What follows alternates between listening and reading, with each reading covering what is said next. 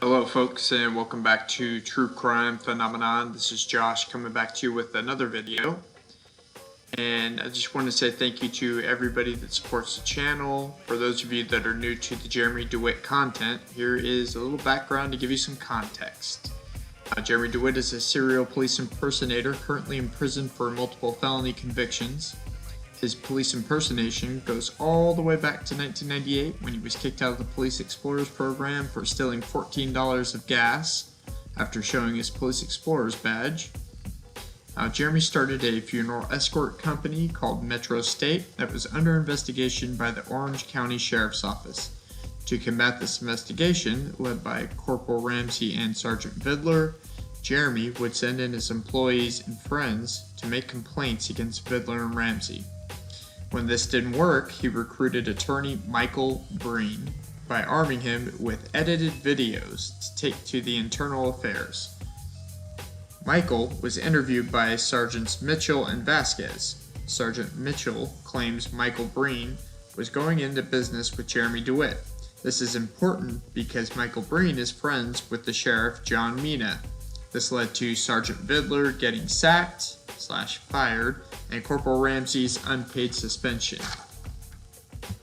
This interview takes place on April 28th of 2021 at 1:18 p.m. between Sergeant Justin Wall of the Professional Standards Division and Lieutenant and Acting Captain Mike Crabb. Now, I'm not going to go into too much detail on this one. It's going to be a 3-part series, and you can hear it all for yourself. Please like, share, comment, and subscribe, and I'll catch you on the other side. I'm Sergeant Justin Wall of the Orange County Sheriff's Office Professional Standards Section. Today's date is April the 28th, 2021, and the current time is 1:18 p.m.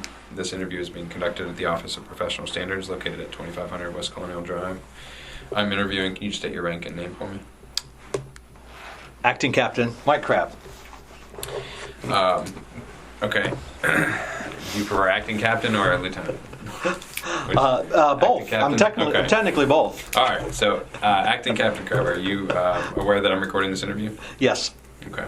Also present in the room is Sergeant Michael Harmon of the Professional Standards Section. Has anyone threatened, coerced, or offered you any preferential treatment to give this statement? No. Are you under the influence of drugs or alcohol that may impair your testimony? I am not. All right. Can you raise your right hand so I can swear you in? Do you swear from the testimony you are to provide will be true and correct? Yes. Okay. All right. So as we briefly discussed, we're here to talk about an investigation that I'm working involving Sergeant Vidler and Corporal Ramsey for an incident that happened back on March 23rd, 2021. So just to start off, what was your rank and your duties on that day? I was the acting captain for the traffic section. And when did you become the acting captain? That's a good question. It's middle February. Okay, so you've been doing it for a little while. I've been doing it for a bit, yeah. Okay. And you are still currently the acting captain? Yes. Of the motor unit. Okay. On that day, was there anybody else that was working or present in Sergeant Vidler's chain of command? Lieutenant Cal Wacker Okay. was working. He was working that day? He was. Okay. Was he at the office or? Don't know where he was. Okay. Did you see him on that day or have discussions about this incident? Or that's good. I believe I saw him at the office after. Once they brought Jeremy to the office, I came back. I was heading back to the office. I'm pretty sure he was there, but I'm not 100% sure on the recollection. I'm pretty sure he was there. Okay. All right. Do you know if he was aware of the arrest? He's the one that notified me of the arrest. So he called me and said, "Hey, just so you know, Keith just arrested Jeremy Dewitte." I asked what for, and he told me, and I said, "All right, give me a quick synopsis as soon as you can, because I'm going to need to send this up the chain." I don't know what time it was. I mean, I know Keith was still on I-4 at the time. Okay. Because he told me that. I said, where is he? He's on I-4. He's still there. On the way to jail? No, he's still there. That's all right. Well, as soon as Keith is able to, get a synopsis and get it to me right away. I ended up going to Central Ops for something. I was on my way back to the office and realized that Cal hadn't got me that information, and we had to be running at least 30, 40 minutes now after the initial notification, so I knew once he hit the jail, I needed the chain to know before Jeremy hit the jail, so I just called Keith directly. And I said, hey, Cal was supposed to get with you, but I need this information. Actually, I texted him, I'm sorry. I texted him. And then he sent me back. We can check my phone. You guys are welcome to look at it, but we can look at it and see. We'd have to see it. I don't know if the log will go back that far. So I may have texted him, and then he called me. I believe is what happened. With Sergeant Vidler? With Sergeant Vidler. Okay. Yeah, and gave me a quick rundown. We were doing some aggressive driving on I-4, and we ran Jeremy Dewitte. Looked like he was carrying a gun. I pulled him over and arrested him.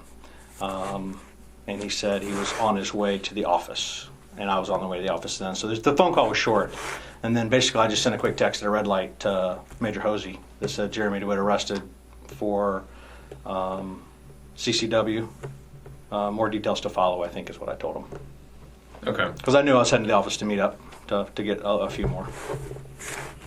So you just kind of bypassed Lieutenant Wacker, just went straight to the source, get the information.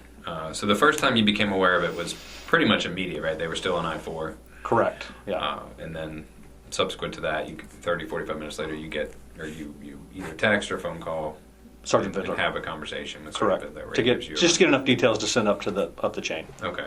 And so what were kind of those details? I mean, what was it that he gave you? He, on that initial phone call, he just said that he was charging with CCW. Okay. And I didn't get any more details because he said he was heading to the office and I was heading to the office, so I was going to get the details once I got to the office. Okay, so it was pretty brief. It was very brief, yeah. Okay. All right. So whenever you got to the office, did you get a more in-depth explanation? Yeah, so they were actually in the traffic section right near my office. John, or Corporal Ramsey, and Sergeant Vidler were both there. And I believe that's where Cal was as well. I think he was standing there as well, but I just don't 100% remember.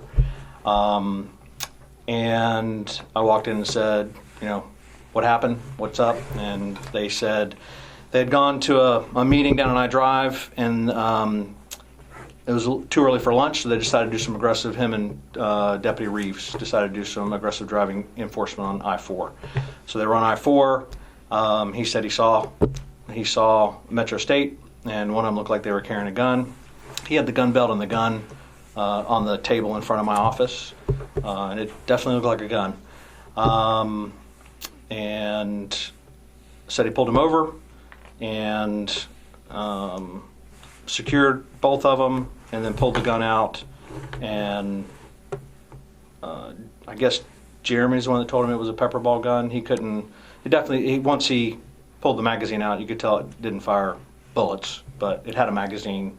It didn't have any indication of it not looking like a gun. So I had some questions about CCW and the holster when you can see it. He showed me some jury instructions, and we reviewed those jury instructions, and it certainly wasn't a black and white case, but based on the jury instructions and how it read, I felt like he had PC to carry forward. So we didn't talk much more about the arrest. We talked more about the gun.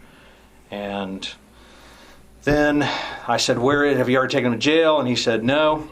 He's in the room over there being watched by a patrol deputy. And I said, all right, what are we doing with him? And Keith said, I want to interview him. And my problem is I didn't have enough background on the whole story with the Jeremy issue from before. So I thought I was helping Keith by saying, all right, so if it's you and John, I said, I don't want you to interview him. And John just happened to be standing there. I said, John, why don't you interview him? So I thought I was helping Keith by not by not having it looked biased that Keith was doing it, and in turn I had not realized that John was heavily involved in the previous investigation. And that's, it wasn't my side of the house. As a lieutenant, I heard some of the stories about Jeremy DeWitte, but I had none of the details. So, because mine's on the other side. I have everything but motors. So, had I known more about it, and certainly hindsight's 20/20, I would have never had John do that. But I'm the one that told John to interview him. So. Okay. And then, that was basically details. Some phone calls with Major Hosey, back and forth, asking for a case number. I reviewed Keith's body-worn camera on somebody's phone. I don't know whose phone it was, but I reviewed it right there.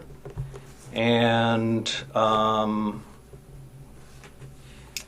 never engaged with the interview other than I was at... And it has nothing to do with anything except my internal clock. I felt like it's long enough. So I went over and told him to wrap it up. And basically, Keith was just trying to get his paperwork done. So as soon as Keith got his paperwork done, they were going to take him over. And they were going to end the interview. And he said, I'll be done in 5 minutes. So roughly 5 minutes later, he finished the interview, and they took him straight to jail. Okay. All right. So that's kind of an overview of it. And you covered a lot of things. I just want to ask some specific questions. So, you looked at the gun. I did. Or the pepper ball gun. So you were aware that it was a pepper ball gun and not a firearm. Only because they told me.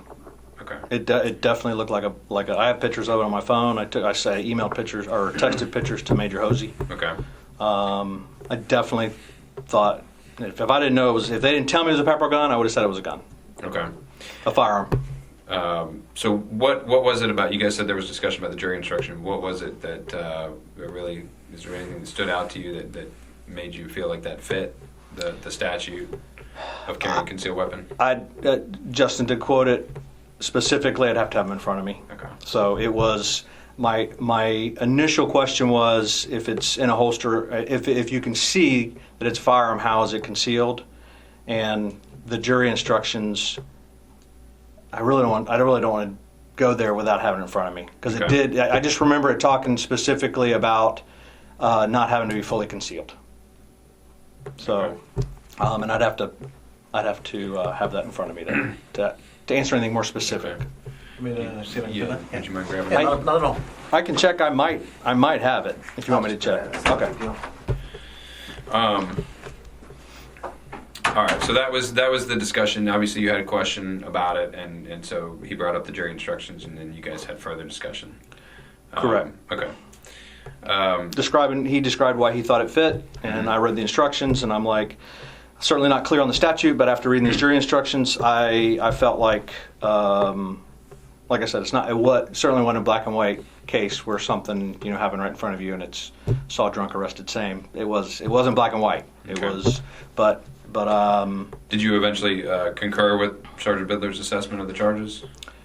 I felt like he had probable cause. Okay. Based on the jury instructions.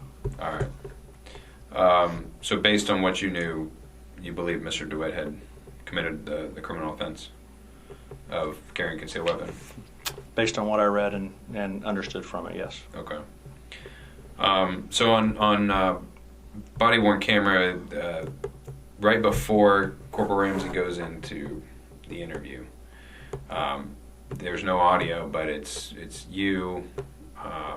It looks like Sergeant Bidler, obviously Ramsey from his body-worn camera, and the gun belt is on the table. Yep. That was in front of my office. Okay. Yeah. So okay. Is that kind of where all that discussion took place there? Yeah, I may have ended up going into my office at some point and sitting down at my desk or something. Okay. Keith may have come in there or peeked his head in the door. Okay. Okay, folks, so that's going to wrap it up for part one of the Lieutenant Crabb, Acting Captain Crabb-alicious Michael Crabb, whatever, interview. Part one, part two, and three coming soon.